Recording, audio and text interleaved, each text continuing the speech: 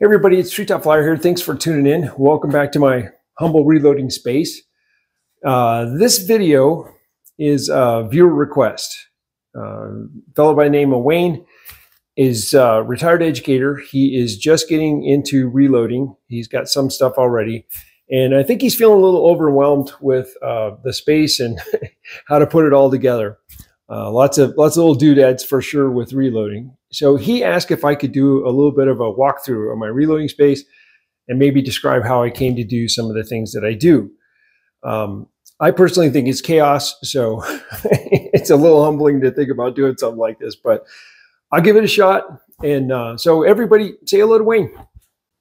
Okay, let me give you guys a little bit of a tour around here. This is of my reloading space. This is the corner of my garage.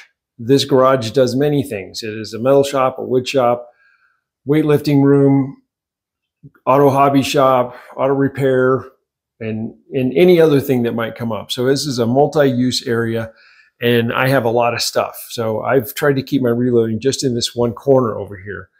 So you see the bench there. That bench was made not for reloading, but for actually woodworking was the beginning of it. You look down below there, you can see I've got a generator under my feet at all times. I got a creeper over to the right, and there is a vacuum cleaner, a shop vac tucked away under there. So just even in my reloading space, I'm housing a whole bunch of other stuff. We look up on the wall here, move around, pivot. See, I've got cabinets that I store powder and brass up there. Looking across, you see there is some pole clamps for woodwork. Or pipe clamps, again, yeah, pipe clamps. And then move it over here, actually look down, you see there's some ammo cans. I keep projectiles in there, and I'm currently trying to figure out, basically I store them by caliber. So 30 cal in one can, 6.5 and something else. Moving over, this is the back of my, framing table that is kind of a catch-all at this point. There's my drill press, and I have, there's a brass trimmer there, RCBS brass trimmer, neck turning tool. There's my big red press in the back. And up on a shelf up there, I've got a little value turret press. So anyway, you can see I try to get the most out of this space. And so that keeps me, I try to stay as much as I can on that reloading table that you see there. There's three things that really affect how I do and what I do. First of all is limited space. This is a 5.5 foot bench. And so like I said, I try to keep to this as much as I can.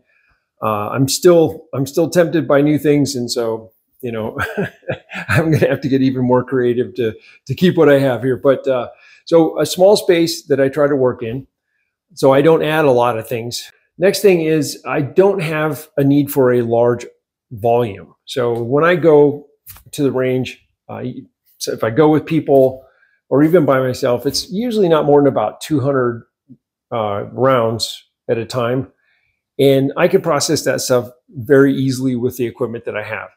I don't need a big giant tumbler or anything like that. I've got my little Harbor Freight adapted tumblers for wet tumbling that I can easily handle that kind of volume. What else? The other thing is, I guess it's worth saying that I got back into reloading about 12 years ago when,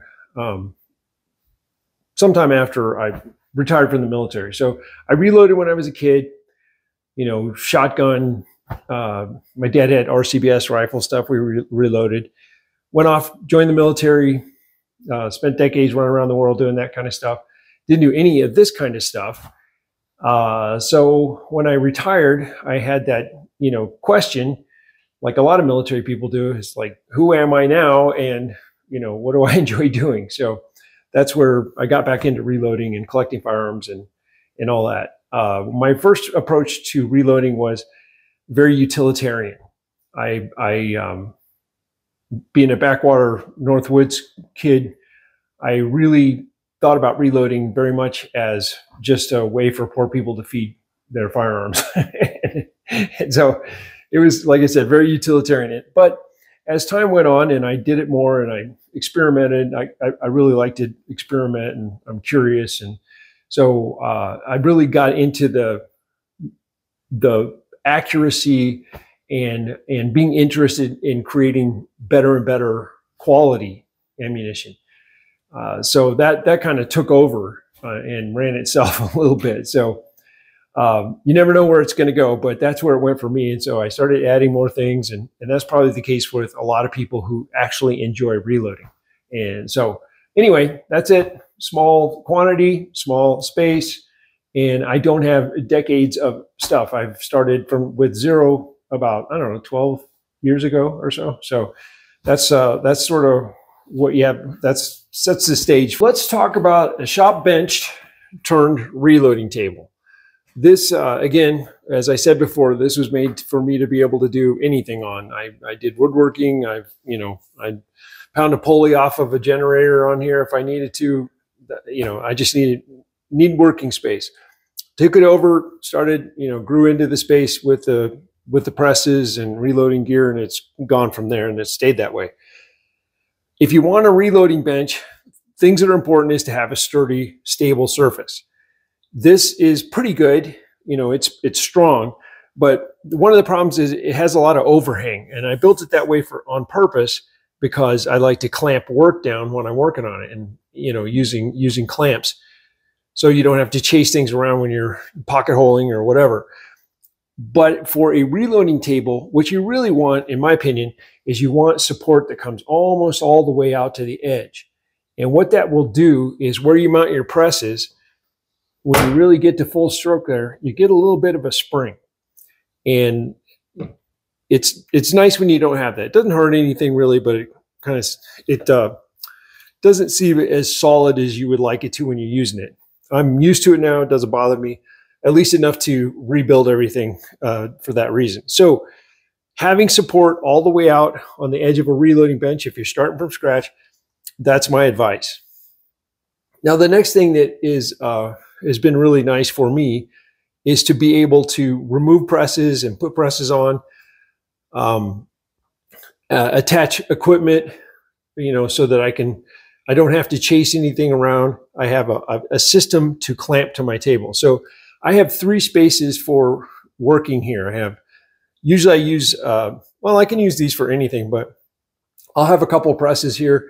And then that middle spot, or the last spot down there, it doesn't have any structural support other than the table. So I usually don't do, anything, press type stuff. This small press is no big deal. I will put, my neck turning tool over here. And I've got these blocks that I'll show you here in just a second that allows me to bolt down and take advantage of these different spaces. And again, have a secure way to work. I have a video on these blocks. I made these some time back, and I did a video.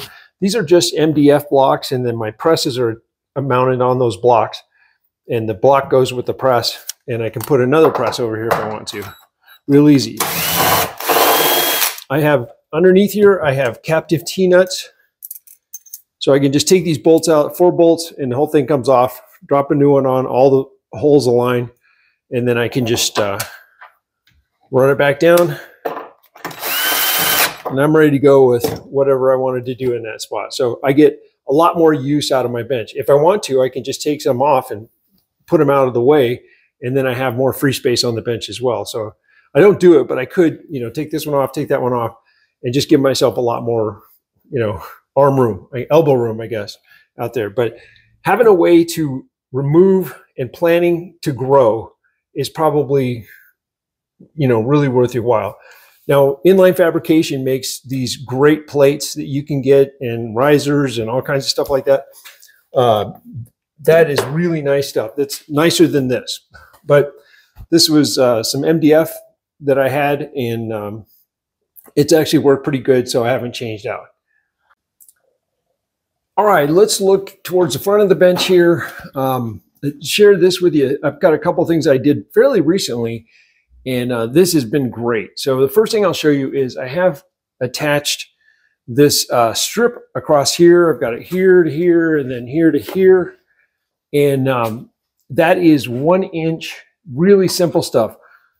It's just 1-inch strap steel. You can get this at any hardware store or any hardware store worth of salt. And what I've done is I've spaced it off with just another piece of this. So I cut a little piece off, drill a hole in it, and put the tag piece behind back here. So it spaces it off a little bit.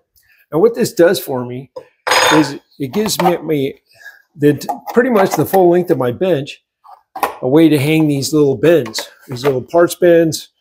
You know, I can put them anywhere I want them, organize them any way I want them, move them around, and it really helps my space. Again, not having a lot of room for all the things that I do, coming out here a little bit, being able to organize, you know, brass projectiles, you know, whatever, completed rounds, or, you know, sometimes I'll use it for keeping things trimmed brass away from untrimmed brass. So this has been really something nice. I can just set these little guys anywhere, and it gives me a whole lot more room on my bench. When I start reloading, my bench gets really cluttered really fast. It's like a mystery. There's, I end up, you know, it starts off with the components are up here, then the powder and the primers, and then the, you know, I've got 2 different kinds of calipers going. I got these guys everywhere. And so anyway, like I said, this turns into chaos as quick as I get going. There's little powder pans everywhere. It's ridiculous. Funnels, nuts. But having a little bit more organization just to use this space in the front here, super awesome. That's been great. Now, the other thing I'll show you is, this is something I did recently. So I've got a press light here. And what I did was I only have one outlet up here, and it's not really ideal to be up there, but that's where it happens to be. So I ran a wire from here down to underneath here where I have a little power strip, just a standard on-off switch power strip. And I can leave stuff plugged in there, just turn it off with that single switch. And what that does is it keeps me from draping a bunch of wires and stuff all over, again, organization, keeping them off on my bench. So my light's on. I've got a little bit of, you know, this is actually a charger that is not tucked out of the way, but it keeps everything, you know, all the wires off the bench. So that's been really nice. So plan for electricity. Plan for somewhere you're going to have electricity. You're going to have, you want to plug in your tumbler maybe if it's on there. I have a little charger for this Lyman that I sometimes use if the batteries are getting low, and not having wires draped everywhere is, that's a really nice feature. So a little adaptation that I have here is I have this little tile size piece of granite left over from a job, and it's super smooth. And I put it up there because I can level this on the corners, and my benches, again, it's just 2x6s that were planed down and glued together. But then I live in a very dry climate, and they got a little warped, and so it wasn't as great a surface as it once was. So this gives me a nice stable place to put my scales. So I put my scales up here. I am ridiculously dyslexic, like really dyslexic. So I always use 2 scales when I'm starting out a load. Once I'm comfortable, I'll just go with 1. But when I'm comparing the 2, making sure I didn't set something wrong, write something down wrong, or whatever, I want to see this scale act just like that scale. And when that beam scale and this scale agree, and I get them all zeroed out, I'm certain that my load is perfect. So if I was just starting out with scales, I would get this one, a little electronic, but I never would want to be without a nice beam scale. I got 2 of them. There's an OHAS up there, and they have the RCBS OHAS. Now, the thing with beam scales is that although I have this nice surface down here that's perfectly level, what we really want, if you're designing from scratch, is you want to have your beam scale up like this, so you're closer to eye level to read your 0. And you'll see, if you watch videos, you'll see that lots of smart people have done that. But not here on my bench. So I still crane my neck around. Maybe one of these days I'll figure out what I want to do, and I'll rig something up and make it something a little better, but haven't done it yet. I'm going to bring you back to the centerpiece of organization in my reloading space. What I've done here is I've got these organizer bins. I think that's what they call them. I got them at Lowe's some time back. I think they still make them. These things are great. They've got 2 different size bins, and I use all that. For me, here, let me get this out of the way here. So what I do is it helps my mind to organize by cartridge. So for every cartridge I reload, I've got a bin. And, you know, that's grown over time. But the way this bin works is it's marked, this one, for example, is marked 223556. So what's going to be in here is, you know, I use it as die storage. So the dies that go into my single stage, they're all set up. I've got, you know, quick trim dies, 223. Here's a sizing die that's all set up for shoulder setback the way I want it. And anything else you might find. Here's an old brass trimming setup, and it's for a 223, so it goes in here. Here's a sizing die for cast bullets and a push pin to go with it. Again, it's this cartridge, this caliber that I use it, so it goes in this bin. There are all my shell holders for that size. They go in there as well. Anything that's associated with that cartridge, I'm going to find it in here. In addition to things like CBTO bushings, that's my 22 caliber one. So that's where I'm going to find it. So it looks like chaos in here, but it's organized chaos. And you can see how many little doodads there are, and that is just sort of a catch-all for that cartridge. Same thing here. Here's a 300 blackout. All kinds of stuff, you know, for my journey with 300 blackout. So I don't keep all this stuff in die boxes necessarily. Again, same sort of thing. Shell holders. You're always going to find the shell holders in here.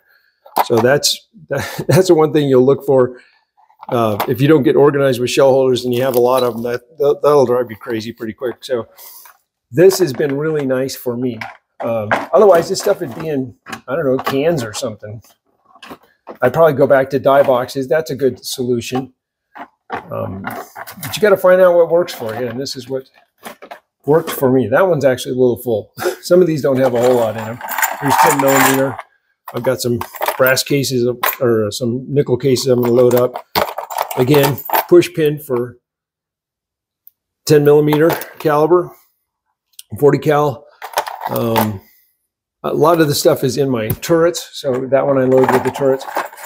But it's nice just having a drawer you can pull out. Oh, that goes to my 10 millimeter. Drop it in there. Then you have other stuff too. So these little bins are great for, like, all the Allen wrenches that I use on this bench. They're in there. So I have to hunt through Allen wrenches, but only in one spot. So that's kind of nice. What else is cool? Again, here's a little kind of quasi Hornady bin. So I've got my bushings for my comparator bushings for checking headspace kind of stuff. There's some on a headspace over there, or on a caliper already over there. I've got these mandrels that go to my neck turning tool, different size mandrels. And then I've also got the shell holders that go to that same, these Hornady shell holders have a bigger hole in them. So I keep those in here. All this stuff pretty much goes together. I know where to look for it. I guess you could say that's my Hornady drawer, Hornady tool drawer. What else? I put over here, I keep my primers. That's where I keep all my open boxes of primers. And then all I have to do is look for the kind that the particular type I want, flavor. That is very useful. Anyway, there's a lot of stuff in these bins, and it's all pretty much where I can find it. You know, it's right at my fingertips. I can reach it without getting up and going to do something else. So that's probably one of my favorite organizing things.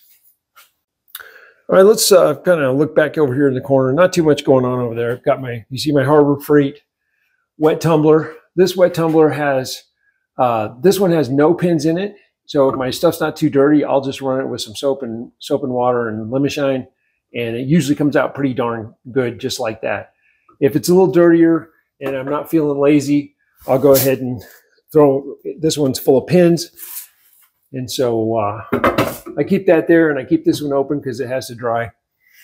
But that's kind of, you can see I get all my tumbling in a very small space there. So that's useful to me. There's just a little bracket I put on the wall for my powder measures and my little arm brackets.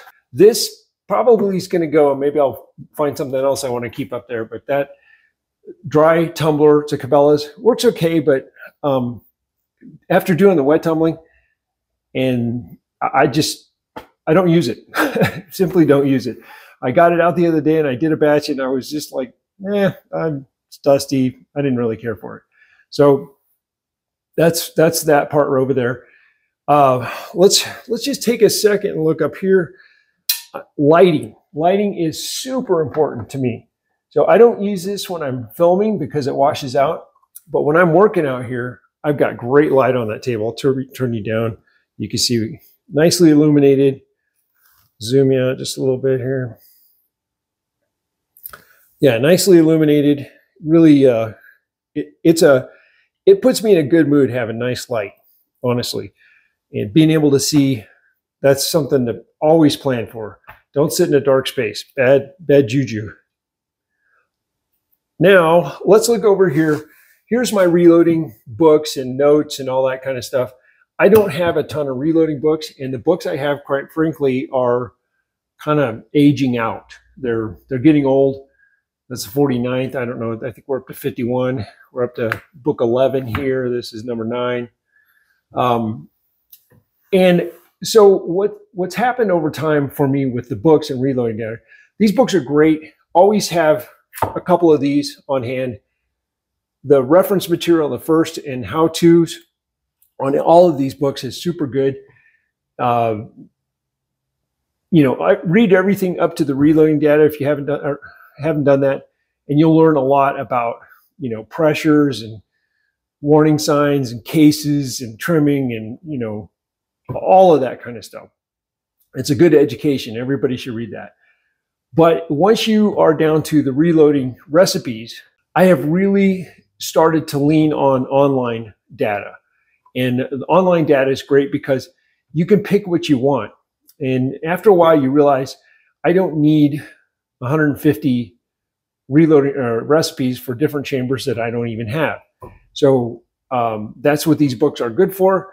But at the end of the day, if you don't have those, if you don't have all those chambers, then you really, like, for me, I'm looking at like 12 sets of reloading data is really what and online allows you to kind of filter that a little bit. So I've thought about replacing these books and updating them. Well, this one I actually have, but I have it electronically. It's on my tablet. I have edition 11, which updates automatically. So that's really nice. I lean on that quite a bit. As far as my written data and what I store, I started out in this big 3-ring binder. There's a lot of stuff in there. And then I moved to one of these notebooks because I didn't like that big book. But it still wasn't all that great because you're stuck with whatever you wrote on those pages. And I'll bring you to the next cool thing that I have. So this little book here is called, my wife gave this to me. She said, here, try this. She's into stationery and likes to have nice things like that. And so she gave me this little leather bound kind of notebook. And I was, at first I was like, well, I don't know if I'd use that. That doesn't look like something that would work for me. But the more, I kind of set it up the way I would use it, and it's been great. It's a product called Tull, T-U-L. Here's, you can see the little logo down here, maybe. If it zooms in. And you can get it at Office Depot kind of places. I don't know a lot about it, but it's got these little wheel kind of dealies, and they just kind of turn in there. But what's kind of different about it than anything I was used to is you can just take pages out like that and replace them, reorganize them, whatever you want to do. And then you see it's got sort of this little keyhole kind of hole punch. And then you can just pop these back in when you're done. And they stay in there super good. So it's nice. this is another thing that I didn't think I was going to use it, but it really is much better than anything else I've used. So when you look at it like this is, I think they call this a half page. Gosh, guys, I'm kind of sorry. I don't really know all the ins and outs on this stuff, but they call it a half page. It's like 11.5 by 8 or 8.5 by 11, I think. So this is the size of a standard sheet of paper, and this is the other half. So you can, you can print out stuff and use it. So what I tend to do is I'll end up with a full sheet, and I just fold it over, and it fits nicely in here. So here's some Western data. By the way, if you can still find this Western data, it's a PDF for Western powders and a bunch of other, a bunch of related powders. I really like that format. PDF stands for portable document file. But if you can get your hands on that and just save it, put it on your computer, and you can get a lot of good data. I really like the way it was laid out. Now they fall under Hodgdon's, and I don't really care for the way they lay out their data as much. This gives you a chance to, look at the whole thing, compare things. Where Hodgdon's, you kind of have to pull it up. So here's another one. See how that's folded over? And then I just fold it back up, and I'm off and running. Now, what's nice about this too is I use it on my bench here, and I have a small space, so I can actually fold it back on itself. Folds up nice. Go in a range bag. Anyway, that's a whole different mousetrap. That's really been great.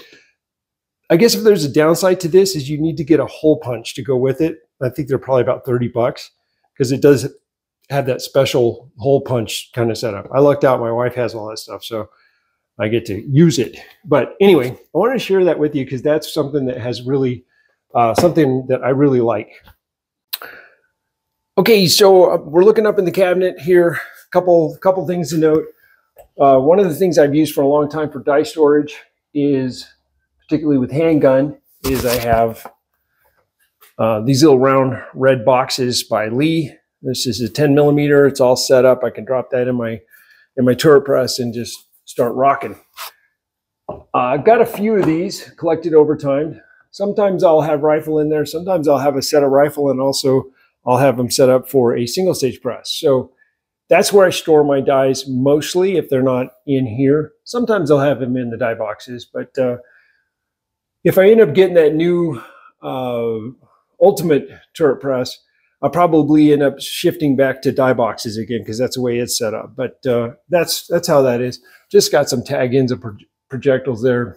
I used to have a lot of projectiles in here, but I started putting a lot of weight on this cabinet, and I decided maybe I needed to get them out of there. Looking at powder, I got some powder storage up here. I have, there's not much to talk about there. Pretty much powder storage. The only thing I do that is helpful to me is when I open a can, I just put a O on it for open. Here's one here. See if he says O for open. Mostly this space here is for, I have more powder stored elsewhere, but I use this for mostly open powders. But I put that O in there just to tell me which one I'm working on, so I don't get it confused with if I throw another can up there that's still full. What else? Again, I got brass on the left side over here. This is all brass that is in the rotation. So I have brass stored elsewhere. I don't want to get too much weight up there. I also keep notes in this. So here's some brass from a recent trip, and it is sized, resized, and trimmed, and it just needs clean. So I have to make notes for myself because you end up with little pockets of brass, and then you come out months later and you're like, I don't know what's going on with this. So make a note for yourself and put it in your bins so that you know what's going on with that brass. What does it need? What's already been done? That'll keep you from getting in trouble. Okay, the last thing about the area here, if you look down there, you see I've got a mat on the floor. With reloading, at least in my practice, I spend a lot of time standing, and so having something to stand on that's soft in the predominant place where you stand is kind of nice. Also, when I drop primers, they don't go as far. And so if I drop a primer or projectile or whatever, it doesn't tend to get as lost. It sort of takes the energy out of it if it hits the mat, and then I don't have to look for it as much. So that's kind of helpful.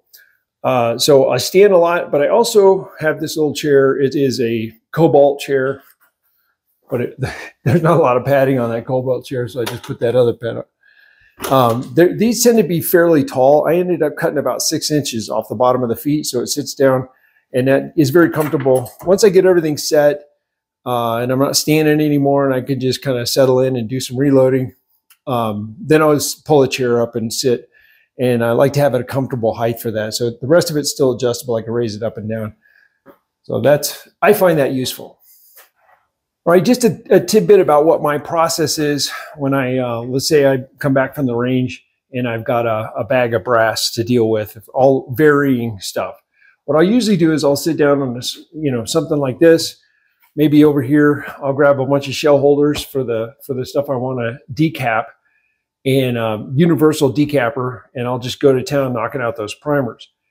If it's rifle and it's stuff that it's my stuff, it's been on the bench, I collected like 308 bolt action, I pull them out and set them right back in the box where I fired them from, and organized even sometimes. So that in that case, I will go ahead and resize that brass the way it is without cleaning it. I'll just make sure it's clean because I'm the only one that handled it. I'll resize it, lube it, resize it, and trim it. Then I'll go wash it, and put it away. So I'm ready to go. So normally I use shoulder setback for just about everything. So I'm going to have a die set up for that, take my measurements, and then I'm going to press on and get all that stuff prepped. For handgun stuff, I'm going to knock the primers out. I won't resize it. I'll wash that, and I'll put it away unsized. So that's the kind of the difference between how I handle shouldered brass, rifle brass from handgun brass. Once I start reloading, I'll make a decision about how big a group I'm going to make. If I'm doing load workup or I'm changing a few variables, I'm probably going to do that on a single stage. If I've got everything set, powder set, I'm not adjusting anything, I will lean on my turret press for that. A lot of people would think that you couldn't make good quality ammunition on a turret press. And I recently did a video where I compared this press, single stage, to this press. And I even did shoulder setback equally on both of them. And believe it or not, I measured everything, totaled up all of the deviations, and this press came out 1,000th better than this press, than a single stage rock chugger. So what that showed me is, and I've proven it over and over again, I can make great concentric ammo. Like I said, shoulder setback held between 1 and 2 thousandths, and consistent seating depths. If you can do that, there's not a lot more to it, folks, in terms of the quality of the brass and the cartridge itself and what you can impart on it using your press. Guys, we're going to wrap this up here. That's about enough talking for one day. I will, I hope there's, by some miracle, that there's something in there that will shed light on something that somebody's doing and help somebody out. That's the way it's intended. There's not, in no way am I intending any of this to be, this is how somebody should do something. I probably won't even do it like that, down the road. Who knows? Guys, check us out at the Reloaders Network. There's a lot of good information for reloaders over there. There's a chat place where you can go off and talk to some really experienced people. That is a really great site that has a lot of potential, and I think we need to keep growing it. If you haven't subscribed to the channel, please subscribe and hit that like button. I don't care if you don't like it. Hit the like button. This is a video I didn't want to make. Anyway, what else? Check me out on Rumble, Treetop Flyer, F-L-I-E-R. I'll put a little badge up so you can see what it looks like. Put that in the search window on Rumble. And I got a lot of people signing up over there from meeting me here on YouTube. I don't know how long we're going to be on YouTube. Maybe forever, maybe not. But, this place is dicey. So we're going to need a place to gather afterwards. So might as well get ahead of the curve. Bless everybody. Take care. We'll catch you on the next one.